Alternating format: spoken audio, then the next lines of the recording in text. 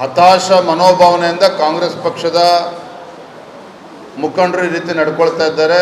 ಸರ್ಕಾರನೂ ಕೂಡ ಈ ರೀತಿ ನಡ್ಕೊಳ್ತಾ ಇದೆ. ಹತಾಶರಾಗಿದ್ದಾರೆ. ಇವತ್ತು ಮಾನ್ಯ ಮುಖ್ಯಮಂತ್ರಿಗಳು ಇರ್ಬೋದು, ಮಾನ್ಯ ಡಿ ಕೆ ಶಿವಕುಮಾರ್ ಇರ್ಬೋದು, ಏನು ತಮ್ಮ ಗ್ಯಾರಂಟಿ ಭ್ರಮೆಯಲ್ಲಿದ್ದಂಥ ಕಾಂಗ್ರೆಸ್ ಸರ್ಕಾರಕ್ಕೆ ಇವತ್ತು ಜ್ಞಾನೋದಯ ಆಗಿದೆ. ರಾಜ್ಯದಲ್ಲಿ ಯಾವುದೇ ಕ್ಷೇತ್ರನ ಗೆಲ್ಲೋದಿಲ್ಲ ಅಂತೇಳಿ ಅರಿವಾದ ನಂತರ ಈ ರೀತಿ ಹತಾಶರಾಗಿ ಈ ರೀತಿ ಜಾಹೀರಾತುಗಳನ್ನು ಕೊಡ್ತಾ ಇರ್ತಕ್ಕಂಥ ನಾವು ಕೂಡ ಗಮನಿಸ್ತಾ ಇದ್ದೇವೆ. ಇದನ್ನು ಜನರೇ ಇದನ್ನು ತಕ್ಕ ಉತ್ತರವನ್ನು ಮುಂದಿನ ಲೋಕಸಭಾ ಚುನಾವಣೆಯಲ್ಲಿ ನೀಡ್ತಾರೆ. ಇದಕ್ಕೆ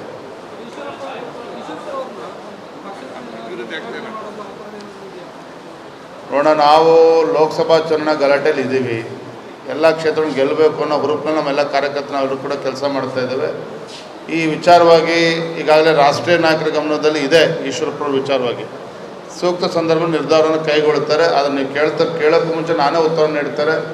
ಈಶ್ವರಪ್ಪನವರು ಶಿವಮೊಗ್ಗ ಲೋಕಸಭಾ ಕ್ಷೇತ್ರದ ಅಖಾಡದಲ್ಲಿ ಇರ್ತಕ್ಕಂಥದ್ದು, ಅದರ ಪರಿಣಾಮ ಏನೂ ಕೂಡ ಆಗೋದಿಲ್ಲ.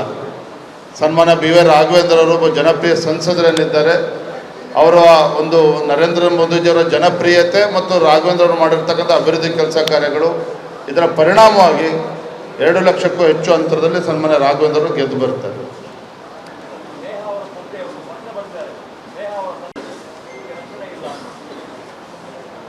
ಅದನ್ನು ಆ ವಿಚಾರವನ್ನೇ ಹೇಳಿರ್ತಕ್ಕಂಥದ್ದು. ಈಗ ಮೊನ್ನೆ ನೇಹಾ ಹತ್ಯೆ ಪ್ರಕರಣ ಏನಾಗಿದೆ, ಈ ರಾಜ್ಯದಲ್ಲಿರ್ತಕ್ಕಂಥ ಪ್ರತಿಯೊಬ್ಬ ಮಹಿಳೆಯರು ಕೂಡ ಇವತ್ತು ಚಿಂತನೆ ಮಾಡ್ತಾ ಇದ್ದಾರೆ. ಅಂದರೆ ತಮಗೆ ರಕ್ಷಣೆ ಇಲ್ಲ ಅಂತಕ್ಕಂಥದ್ದು.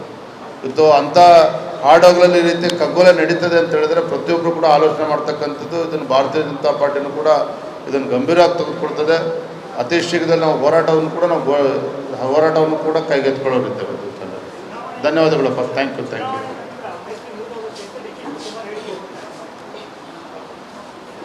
ಚುನಾವಣೆ ಮುಗಿದ ಮೇಲೆ ಮೈತ್ರಿ ಹೇಗೆ ಹೋಗ್ತದೆ ಅಂತಕ್ಕಂಥದ್ದು ಬರೋದ್ರಿಂದಲೇ ಅವರೇ ನೋಡ್ತಾರೆ. ಆದರೆ ಒಂದಂತೂ ಸತ್ಯ, ರಾಜ್ಯದಲ್ಲಿ ಇವತ್ತೇನು ವಾತಾವರಣ ಇದೆ BJP JDS ಪರವಾಗಿ, ಇದರ ಪರಿಣಾಮ ಏನಪ್ಪ ಅಂತ ಹೇಳಿದ್ರೆ, ಇವತ್ತೆಲ್ಲೋ ಒಂದು ಕಡೆ ಡಿ ಕೆ ಶಿವಕುಮಾರ್ ಅವರೇ ಇವತ್ತು ಸಿದ್ದರಾಮಯ್ಯನವರ ಮುಖ್ಯಮಂತ್ರಿ ಸ್ಥಾನಕ್ಕೆ ಕುತ್ತನ್ನು ತರ್ತಾರೆ ಅಂತಕ್ಕಂಥದ್ದು ಇವತ್ತು ಬೆಂಗಳೂರಿನಲ್ಲಿ ಪ್ರತಿಯೊಬ್ಬರು ಕೂಡ ರಾಜ್ಯದಲ್ಲೂ ಕೂಡ ಮಾತನಾಡ್ತಾ ಇದ್ದಾರೆ.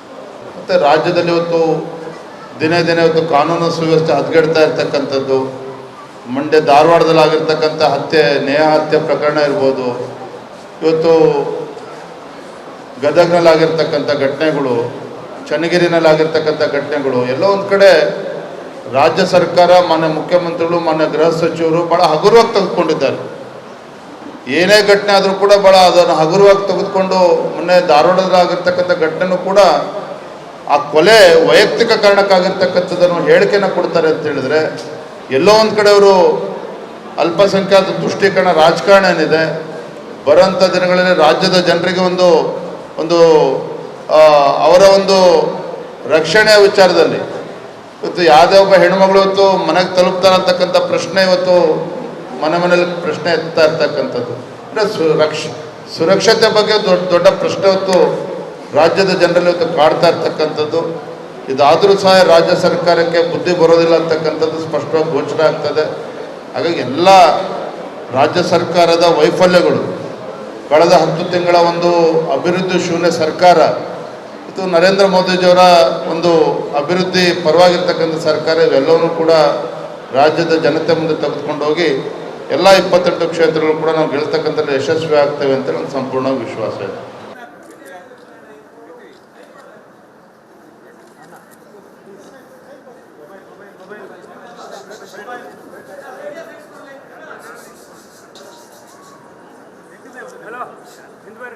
ಇದರೊಂದಿಗೆ ಜಿಲ್ಲಾ ಯುವ ಮೋರ್ಚಾ ವತಿಯಿಂದ ಮಾನ್ಯ ರಾಜ್ಯ ಅಧ್ಯಕ್ಷರಿಗೆ ಗೌರವ ಅರ್ಪಣೆ ಈ ಸಂದರ್ಭ. बोलो भारत माता की, भारतीय जनता पार्टी की, प्रभु श्री रामचंद्र की, नरेंद्र भाई मोदी की, कोटा श्रीनिवास पुजारी की. ಹುಬ್ಬಳ್ಳಿಯ ನಿರಂಜನ್ ಹಿರೇಮಠರವರ ಮಗಳು ನೇಹಾರವರ ಕಗ್ಗೊಲೆಯಾದ ಹಿನ್ನೆಲೆಯಲ್ಲಿ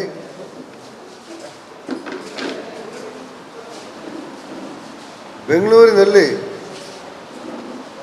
ಭಾರತ್ ಮಾತಾ ಕಿ ಜೈ ಎಂದವರ ಮೇಲೆ, ಜೈ ಶ್ರೀರಾಮ್ ಎಂದವರ ಮೇಲೆ ಹಲ್ಲೆಯಾದ ಹಿನ್ನೆಲೆಯಲ್ಲಿ ನರೇಂದ್ರ ಮೋದಿಯವರ ಹೆಸರಿನಲ್ಲಿ ಹಾಡು ಬರೆದಿದ್ದಕ್ಕಾಗಿ ಮೈಸೂರಿನ ಹುಡುಗನ ಮೇಲಾಗಿರುವಂಥ ಹಲ್ಲೆ, ಕರ್ನಾಟಕದ ವಿಧಾನಸೌಧದಲ್ಲಿ ಪಾಕಿಸ್ತಾನದ ಪರ ಘೋಷಣೆ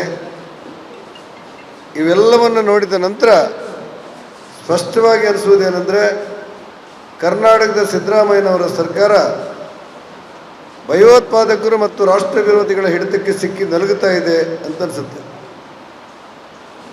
ಪಾಕಿಸ್ತಾನದ ಪರವಾಗಿ ಘೋಷಣೆ ಕೂಗುವಂಥ ರಾಷ್ಟ್ರ ವಿರೋಧಿಗಳು ಮತ್ತು ನೇಹರಂಥ ಮುಗ್ಧರ ಕೊಲೆಗೆ ಕಾರಣೀಭೂತರಾದಂಥ ಭಯೋತ್ಪಾದನೆ ಮಾದರಿಯ ವ್ಯಕ್ತಿಗಳ ಕೈಗೆ ಸಿಲುಕಿ ಇವತ್ತು ಕರ್ನಾಟಕದ ಸಿದ್ದರಾಮಯ್ಯನವರ ಸರ್ಕಾರ ಒಂದು ರೀತಿಯಲ್ಲಿ ನಲುಗುವಂಥ ವಾತಾವರಣ ಇದೆ ಅಂತ ಅರ್ಥ ಆಗುತ್ತೆ.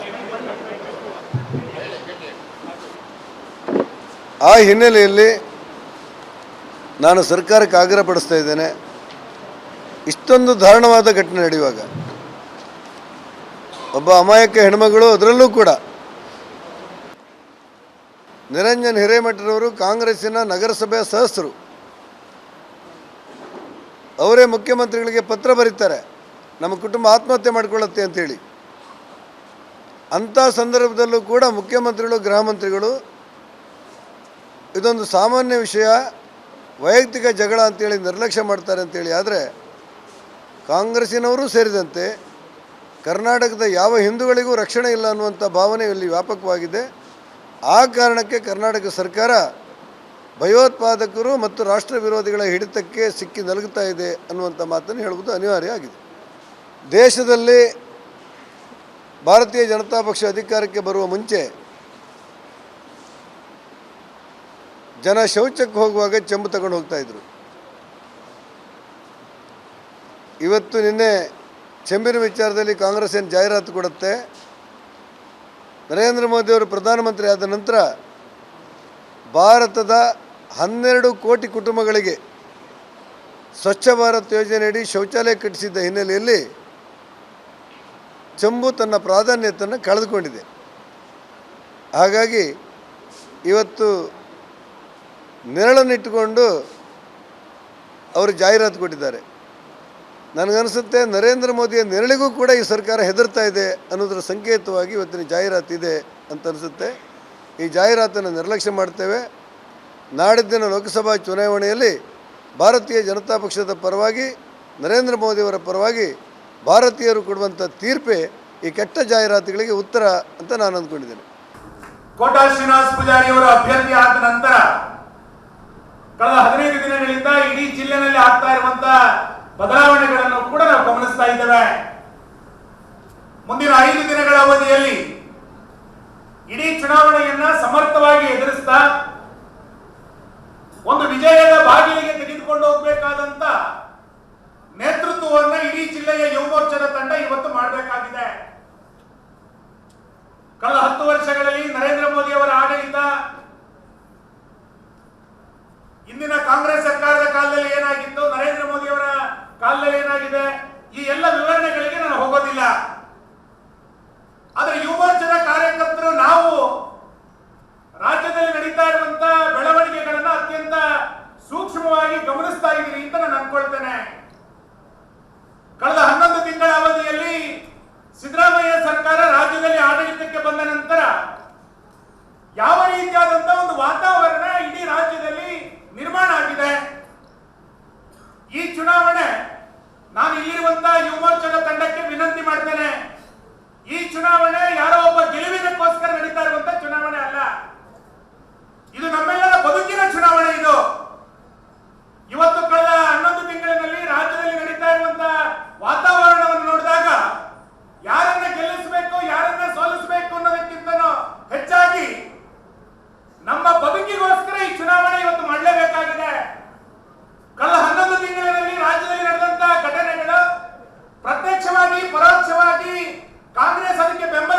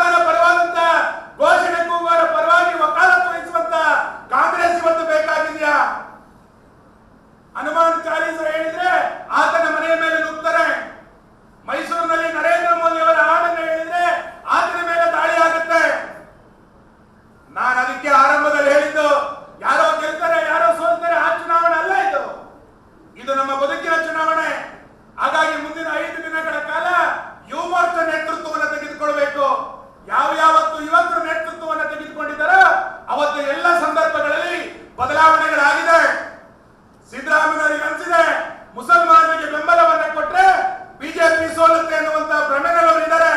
ನಾವಿವತ್ತು ಉತ್ತರವನ್ನ ಕೊಡಬೇಕು. ಮುಸಲ್ಮಾನರ ಈ ಪುಂಡಾಟಿಕೆಗಳಿಗೆ, ಮುಸಲ್ಮಾನರ ಈ ಜಿಹಾದಿ ಯೋಜನೆಗಳಿಗೆ, ಮುಸಲ್ಮಾನರ ಈ ಕೊಬ್ಬಿನ ನಡವಳಿಕೆಗೆ ಈ ಚುನಾವಣೆಯಲ್ಲೇ ಉತ್ತರ ಕೊಡಬೇಕು ಅನ್ನುವಂತ ಸಂಕಲ್ಪವನ್ನ ಯುವ ಮೋರ್ಚಾ ಇವತ್ತು ಮಾಡಬೇಕಾಗಿದೆ. ಆ ರೀತಿಯಾದಂತ ನೇತೃತ್ವ ಇವತ್ತು ಯುವ ಮೋರ್ಚಾ ಆಗಬೇಕು. ಮುಂದಿನ 5 ದಿನಗಳಲ್ಲಿ ನರೇಂದ್ರ ಮೋದಿ ಅವರ ನೇತೃತ್ವ ಒಳ್ಳೆಯ ಆಡಳಿತ ನಮಗೆ ಸಿಕ್ಕಿದೆ. 10 ವರ್ಷಗಳ ಈ ಬದಲಾವಣೆಗಳು ಯಾವ ರೀತಿ ಆಗಿದೆ ಎನ್ನುವಂಥದ್ದನ್ನ ನಾವು ಅಭಿವೃದ್ಧಿಯ ಮುಖಾಂತರ ನೋಡಿದ್ದೇವೆ. ನಾನು ಅದನ್ನ ಇವತ್ತು ಭಾಷಣ ಮಾಡೋದಿಲ್ಲ. ಅಭಿವೃದ್ಧಿ ಹೆಂಗಾಗಿದೆ ಅಂತ ನಿಮಗೆ ಗೊತ್ತಿದೆ.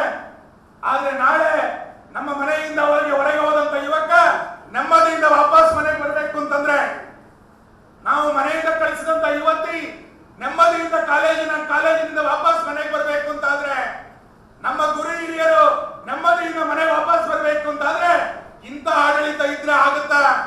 ಜಿಹಾದಿ ಶಕ್ತಿಗಳ ವಿಜೃಂಭಣೆ ನಿಲ್ಲಬೇಕು ಅಂತಾದ್ರೆ ಇವತ್ತು ಈ ಮಾನಸಿಕತೆಯ ಸರ್ಕಾರ ತೊಲಗಬೇಕಾಗಿದೆ. ಇದನ್ನ ನಾವು ಸೋಲಿಸಬೇಕಾಗಿದೆ. ಆ ಹಿನ್ನೆಲೆಯಲ್ಲಿ ಈ ಚುನಾವಣೆಯನ್ನು ಅತ್ಯಂತ ಗಂಭೀರವಾಗಿ ತೆಗೆದುಕೊಂಡು ಮುಂದಿನ 5 ದಿನಗಳ ಕಾಲ ವಿಶ್ರಾಂತಿ ಇಲ್ಲದ ಹೋರಾಟವನ್ನು ಮಾಡೋಣ. ಕೋಟಾ ಶ್ರೀನಿವಾಸ ಪೂಜಾರಿ ಅವರು ನಮ್ಮ ಅಭ್ಯರ್ಥಿ. ನಾನು ಎಲ್ಲ ಕಡೆಗಳು ಹೇಳ್ತಾ ಇದ್ದೆ, ನಾವು ಉಡುಪಿ ಜಿಲ್ಲೆಗೆ ಜನ ಕೊಡುವಂತ ಗ್ಯಾರಂಟಿ ಏನು ಅಂತ ಕೇಳಿದ್ರೆ, ಶ್ರೀನಿವಾಸ ಪೂಜಾರಿ ಅವರು ಮುಂದಿನ ಚುನಾವಣೆಯಲ್ಲಿಯೂ ಕೂಡ ಬಿಜೆಪಿಯಲ್ಲೇ ನಿಲ್ತಾರೆ ಅನ್ನುವಂತ ಗ್ಯಾರಂಟಿ ನಮಗೆ. ಉಳಿದ ಅಭ್ಯರ್ಥಿಯ ಬಗ್ಗೆ ನಮಗೆ ಗೊತ್ತಿಲ್ಲ, ಯಾವ ಪಾರ್ಟಿನಲ್ಲಿ ನಿಲ್ತಾರೆ ಅಂತ ಗೊತ್ತಿಲ್ಲ. ನಮ್ಮ ಗ್ಯಾರಂಟಿ ಶ್ರೀನಿವಾಸ ಪೂಜಾರಿ ಅವರು ಬಿಜೆಪಿಯಲ್ಲಿ ಇರ್ತಾರೆ ಅಂತ.